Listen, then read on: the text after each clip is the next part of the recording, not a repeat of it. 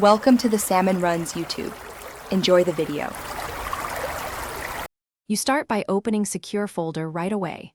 Tap the app icon or QuickTile. If it's missing, install and update it from Galaxy Store.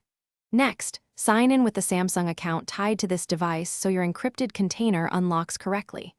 Once done, set up a lock method in Settings Lock Screen Security, choose Fingerprint, Face, or PIN and confirm.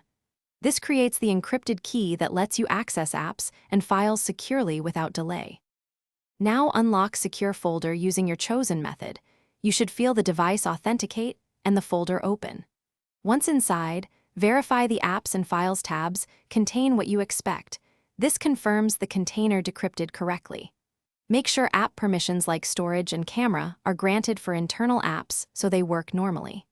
If you moved items from the main phone, confirm they show as secure folder copies rather than shortcuts. This guarantees your private data is truly isolated and usable. Finish by backing up Secure Folder to Samsung Cloud or include it in Smart Switch backups so you don't lose data. Make sure automatic lock settings match your privacy needs and test reopening once more. If Secure Folder won't unlock because of account issues or forgotten PIN, try Reset Credentials from Settings, then re-authenticate the Samsung account. Only use this as a last resort. If things still fail, uninstall and reinstall Secure Folder.